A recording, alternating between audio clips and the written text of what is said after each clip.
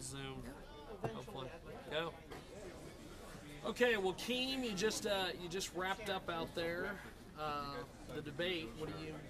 Give me your thoughts and feelings and all this. Well, I first want to applaud my opponent, Tressa McElhaney. She's a great person. She's got some great views. Got some views I don't hold. So it does give the party, two different candidates with two different types of views. Not to say that she doesn't have a lot of support for her views. She does. I believe though that to win this election, we're not going to win on libertarian votes alone. Oh yeah. We have to appeal to Republicans and Democrats and independents and the biggest portion unaffiliated. And to do well in this election, we have to pull from all four groups. And so that's what my policies are about. That's what I think that we appeal to, the policies I've chosen to run. Yeah. Now you mentioned, I took some notes, very interesting notes. You mentioned something about Denver, Colorado is going to have a social problem. Explain that to me, because I'm unfamiliar with what that social problem is going to be. I think what I'm doing is much like everyone else is doing. They're looking at the tax revenue. Well, as a criminal defense lawyer, I see the other side of the drug issue. So, I see the pain it causes families, and every family's only got so much money, and if money is spent on alcohol or drugs or whatever, there's less money for the family, and eventually it's the kids, and we usually see that in a sick case, a child in need of care case, where there's just not enough money, and rather than buy food or pay the rent or get the car insured, money was spent on drugs.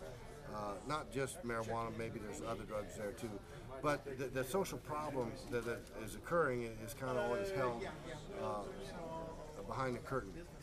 Because laws involving confidentiality in these kind of cases. So they're just trading money. They're getting money for one thing and thinking they're going to spend it on the other thing. It's not going to be a positive. I don't believe. Now, the big push is 5%. That's what the party's pushing. How do we get there? Well, last gubernatorial election we got 2.6%. Yep. The Reform Party had a presence in that election. They, to my knowledge, they won't have a presence, a candidate running here. I believe that my candidacy, with my views and even my former Republican roots, I believe that the Republicans are very upset with the current governor and the current legislature both, and they're looking for a change. They're looking for somebody who can lead and not make apologies about it, not try to silver spoon his policies to everybody, but just be who he is. And I am rough, I am ragged, I don't, I don't do well in terms of that regard. But, that's what a leader's got to be. A leader leads people where they're afraid to go, not where they want to go. They don't need a leader for that. So this is where we're going to, and it's a tax issue.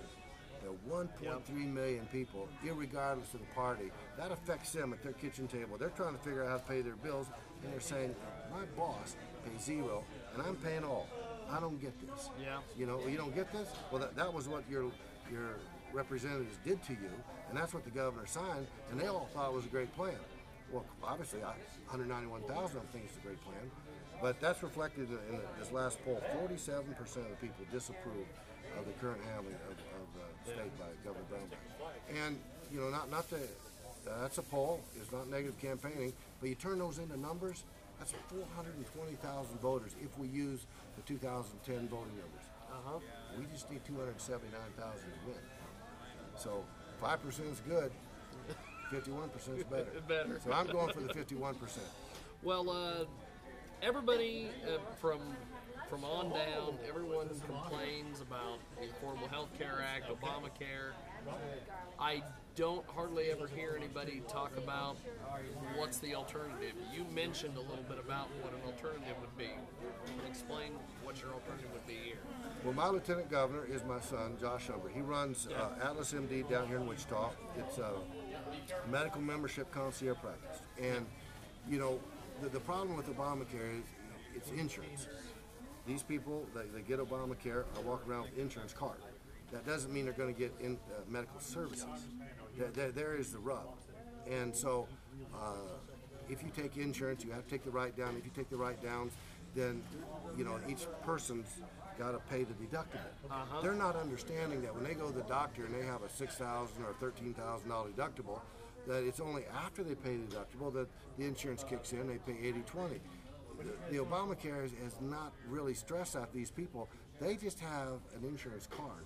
They don't have insurance coverage. Now, short of the catastrophic thing, the meat and potatoes, what reasons why people go to the doctor are all the non-catastrophic things. And they won't be covered. Doctors will quit taking patients when they don't pay the deductible, and we're right back to where we were. But this is the Republican plan. You know, Josh has spoken on all the Fox stations and Rush Limbaugh and Hannity and all those, and they are backing it. And the Republicans in Congress are just a little bit trepidatious of this because, you know, whether you vote for Republican or you vote for Democrat, it's just, you get the same thing. You just get a different guy holding the whip.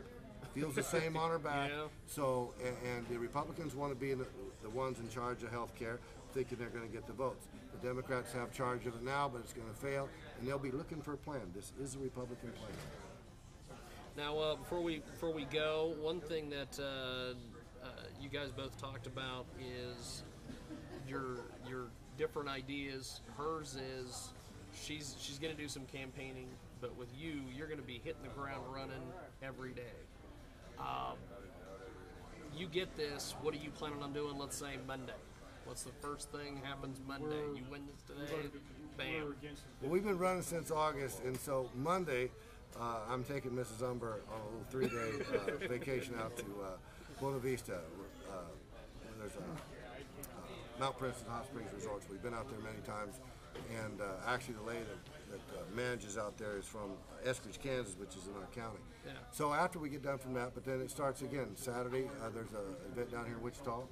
Tea Party's putting on, but we've been going to 3 and 4 meetings a week throughout the state right now, and this is what I keep telling our Libertarian meetings, our members, is we can't just go Libertarian meetings.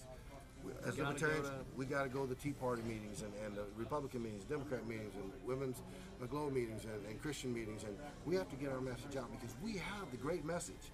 We have the great platform on which the people are saying, all right, I'm willing to make a change here. And you go back in history, 5 out of the last 9, this majority Republican state put a Democrat in the White House, or in the governor's mansion, and go back 7 out of 12. So the people, the voters in November, fiercely independent. They're voting for a man or a woman with a vision, not just a party affiliation. Well, it's good stuff. Thank you, sir. Well, thank you. I've enjoyed having you on the radio, enjoy meeting you now, and just enjoyed watching that up there. That was, well, you never know how it reacts, but, you know, I decided, I told my wife, I said, don't tell me, just it is what it is. I can't be anything different. I can't moderate myself, so, you know, you got to take me, love me or not, but that's who I am, so. Well, it's good stuff. Well, thank you, man. Well, thank you very much, James.